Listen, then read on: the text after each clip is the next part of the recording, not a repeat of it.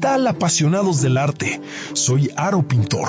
Sírvanse un café, relájense y descubran cómo transformamos este lienzo en una fiesta de color. Para esta ocasión, preparé una representación del tradicional Día de Muertos, pero con un enfoque estético distinto, representado por una bella mujer seduciendo una calavera. Con esto, lo que intento plasmar es esa relación tan íntima, casi romántica y única que tiene México con la muerte. Una visión que de hecho es muy diferente a la de la mayoría de los países. Para empezar a entender esa tradición mundialmente famosa, debemos empezar por el origen. Verán, en casi todas las culturas se concibe a la muerte como algo trágico, oscuro y turbio, algo a lo que hay que temerle. Pero en México, la experiencia es otra. Aquí no la vemos como un final absoluto, sino como una transición. Es por eso que cada año los hogares mexicanos se llenan de color, ofrendas y música para honrar y recordar a los seres amados que ya partieron. No los lloramos con desesperación, los esperamos con alegría. Para entender cómo nació esta festividad que hoy es mundialmente famosa y declarada Patrimonio Cultural Inmaterial por la UNESCO, tenemos que viajar un poco en el tiempo y buscar sus raíces.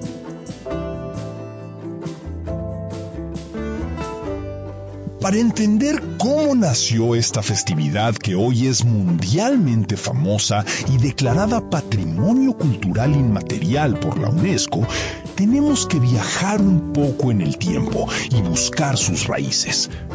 Todo esto nace mucho antes de la llegada de los españoles en las culturas mesoamericanas, principalmente con los mexicas.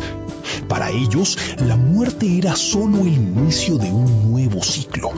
Cuando alguien fallecía, se hacían rituales específicos para ayudar a su alma a cruzar los peligros del Mictlán, el inframundo, gobernado por el dios Mictlantecutli.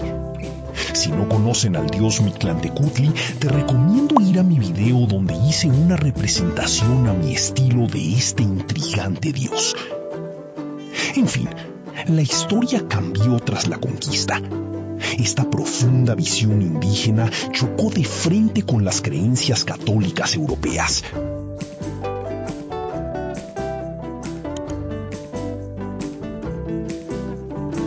Lejos de desaparecer, ambas visiones se fusionaron.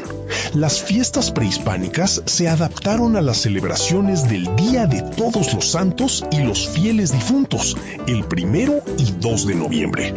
Es en ese sincretismo, en ese choque de dos mundos, donde nace la celebración tal y como la conocemos hoy.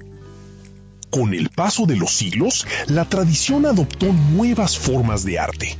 Por ejemplo, en el siglo XIX nacieron las calaveritas literarias, que son estos versos rimados llenos de picardía que se usan como sátira política.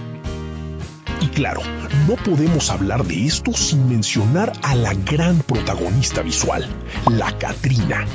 Curiosamente, su creador, el caricaturista José Guadalupe Posada, la bautizó originalmente como la Calavera Garbancera.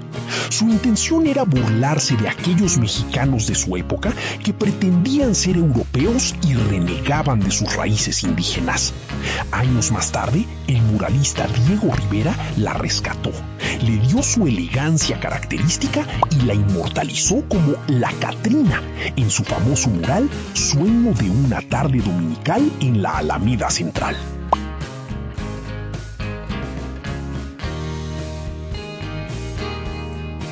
Hoy en día, esta estética ha cruzado fronteras.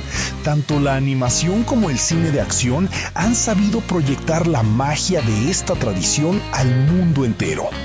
En la película Coco, Disney Pixar realizó una investigación profunda y respetuosa para retratar con fidelidad el corazón de la festividad, mostrando de forma entrañable la importancia de los altares, el puente de Cempasúchil y la memoria familiar, lo que conmovió a audiencias globales y revalorizó la tradición.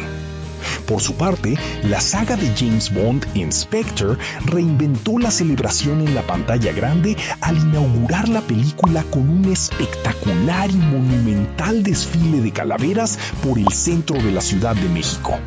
Un evento ficticio tan impactante y estéticamente poderoso que inspiró al gobierno de la capital a volverlo realidad, convirtiéndose hoy en un atractivo turístico anual imprescindible.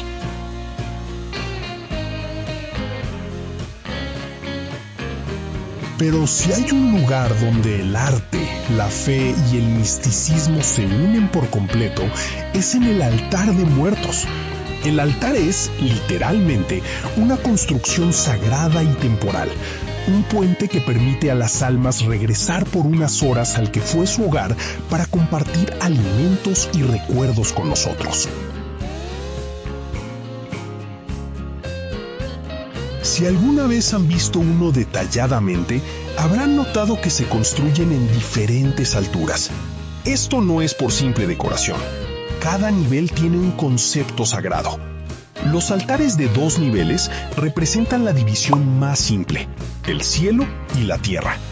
Los de 3 niveles añaden un espacio más, simbolizando el cielo, la tierra y el inframundo, o la Santísima Trinidad, según la visión católica.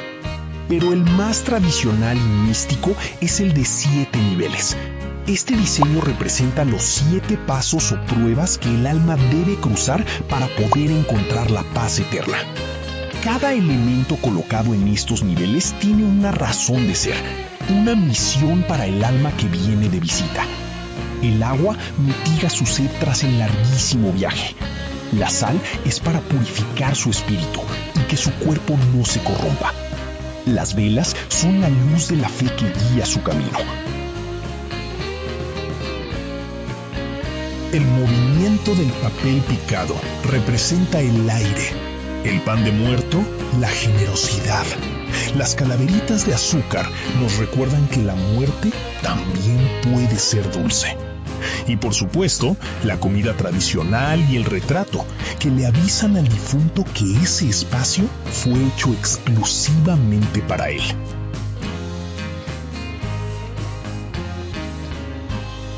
Y la celebración del Día de Muertos más famosa de México se encuentra en el lago de Pátzcuaro, Itzintzuntzan, Michoacán, donde la tradicional Noche de Ánimas transforma los panteones en un lienzo místico cubierto de miles de velas encendidas, flores de cempasúchil de color naranja vibrante y altares monumentales.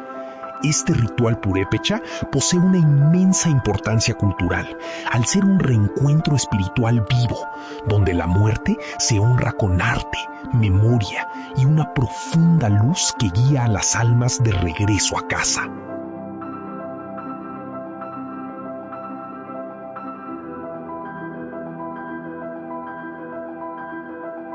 En mi cuadro, quise honrar también los vestidos bordados típicos de México. Estos vestidos son una obra de arte textil viva que narra la historia y la identidad de los pueblos originarios.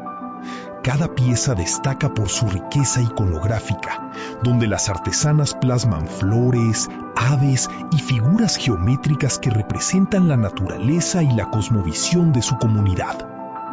Elaborados en técnicas ancestrales como el telar de cintura y el bordado a mano con hilos multicolores, prendas icónicas como el huipil o los vestidos de gala de regiones como Oaxaca, Chiapas y Michoacán no son solo indumentaria, sino lienzos de resistencia cultural y profunda herencia familiar.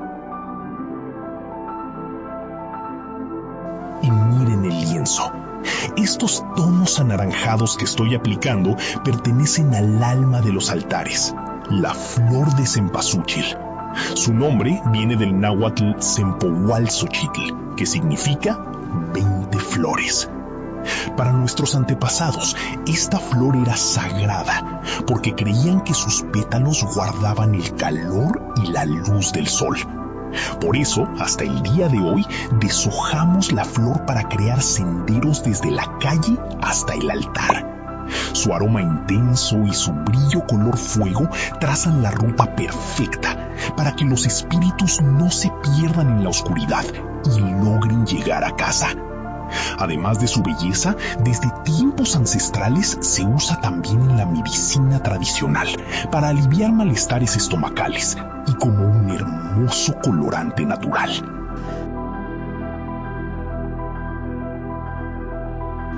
Al final del día, pintar la muerte no es pintar el final, es pintar el recuerdo, es celebrar que los que se fueron siguen vivos mientras los sigamos recordando. Mi obra de hoy, con esta bella mujer y la calavera, es un recordatorio de que en México no le huimos a la muerte. La abrazamos, la llenamos de color y la volvemos parte de nuestra historia. Espero que hayan disfrutado este proceso tanto como yo. Si les gustó este viaje a través del color y la tradición, no olviden suscribirse y dejarme en los comentarios qué elemento del Día de Muertos es su favorito. Nos vemos en el próximo lienzo. Un abrazo y sigan creando.